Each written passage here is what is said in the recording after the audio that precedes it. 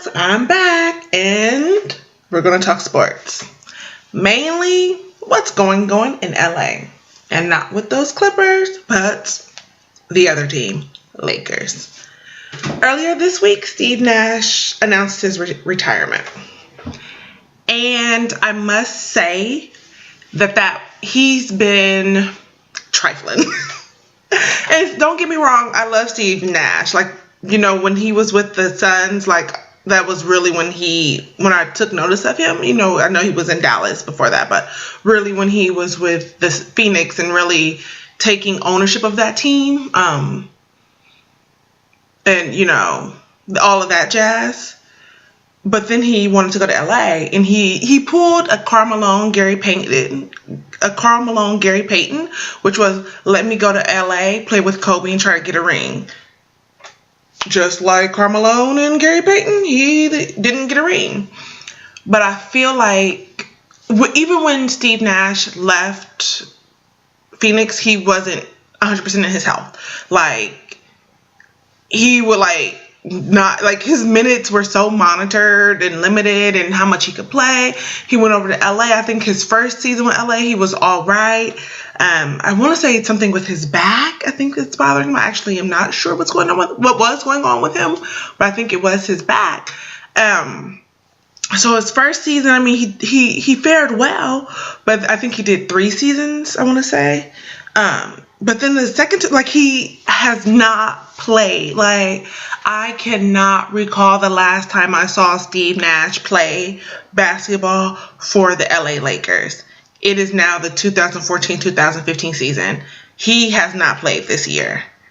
I don't recall him ever playing last year. And I feel like it's unfair to the team and it's unfair to the fans. Now, don't get me wrong.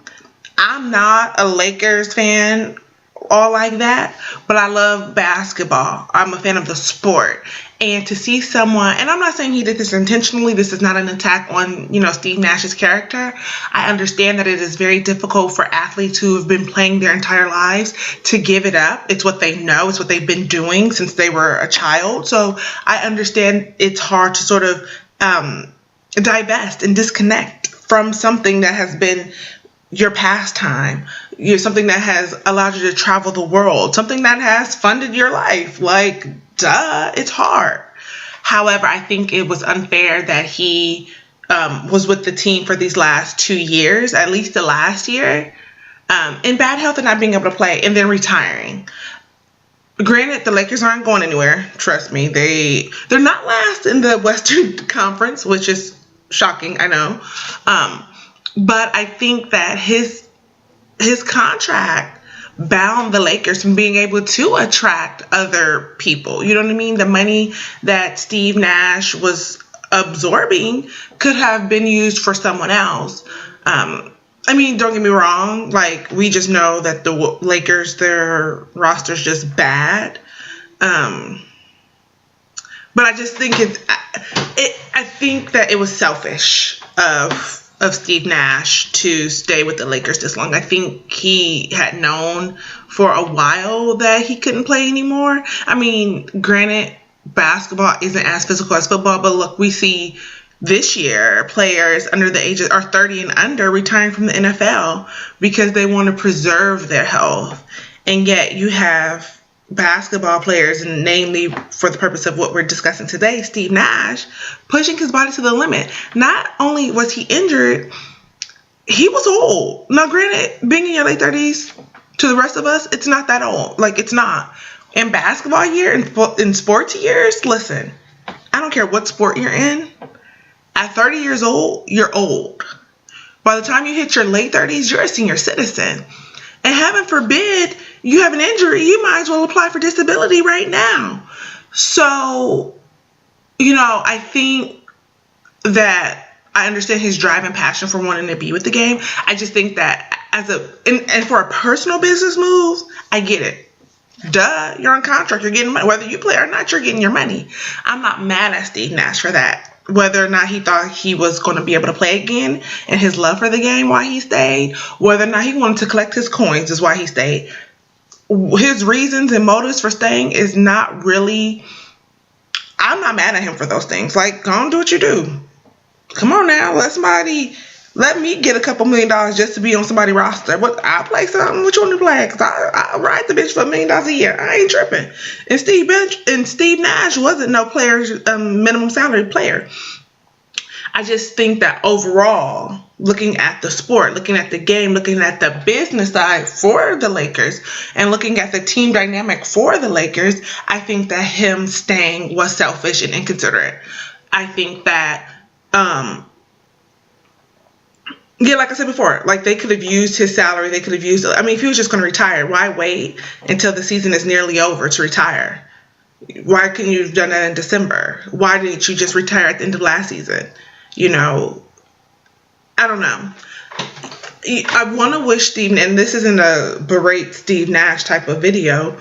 That was something that really stuck out with me, and it makes me curious, like, what was going on? Why would you do that? And then you have Kobe's what, 36, 37? So Kobe too is up in age, and we know he's a competitor and he's having health issues. And once again, you know, Kobe, he's going to retire a Laker at this point. He has like a few years left on his contract, and I really hope after he, you know, is done with his contract, he'll retire. Just because at some point, enough is enough. You know, sometimes you just got to say when. And when you're in your, you know, upper 30s, and when you are, you know, marred with injuries, it's, you know, he has kids and a wife and a family. It's like, why don't you enjoy the rest of your life? You've worked really hard. You know, you've built your brand. There's more after basketball. And it's just unfortunate that a lot of players, you know, they like literally break their bodies because they can't, or they have a hard time with giving it up. So it'll be interesting to see what the Lakers do. I mean, Kobe, he tried to play last season and he got shut down. This season he tried to play, but once again he got shut down. And it's like, come on, Kobe, get it together. You don't have to keep doing this to yourself. We know that you're Kobe Bryant. We know that you have rings. We know that you're a great, awesome player. You know, all of the accolades, everything, you've already had that. It's okay. But we'll see what the Lakers do. I mean, the Lakers are in, I mean, who knows, you know, what will happen with the draft. I mean, what players they can acquire. And no shade, but I don't think nobody want to play with Kobe. I don't know why. I don't know him.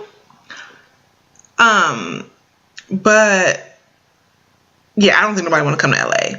And the Lakers have a lot. I mean, who doesn't want to go to LA? Who doesn't, you know, who doesn't want to go to LA?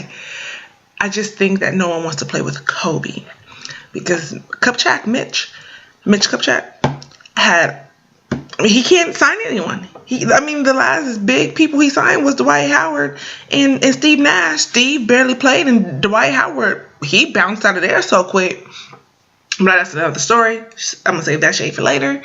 But I'm like, something's wrong. Something's wrong. Either it's Kobe or it's the front office in LA. And I don't know where the problem is, but somebody needs to intervene and figure out what's going on, because the Lakers will never go back to their glory days if they don't figure out what's happening. Like, there's time for a new franchise player. I'm sorry, Kobe. We all seen Love and Basketball when Sidra got hurt and Monica took over. You know what I mean?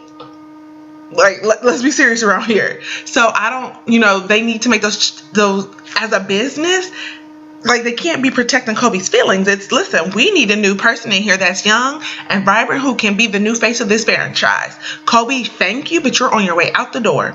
Now, I don't have to be in the management level of a team to know that. So if that's what they're doing, then LA will not be winning anytime soon within the next 3 to 4 years.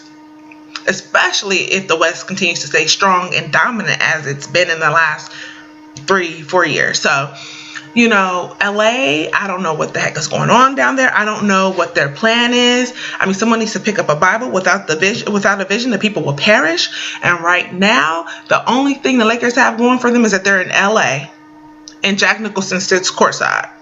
Other than that, I don't see much coming out of them anytime soon. So, Steve Nash, congratulations on a great career. Happy retirement. LA Lakers, you're in my prayers.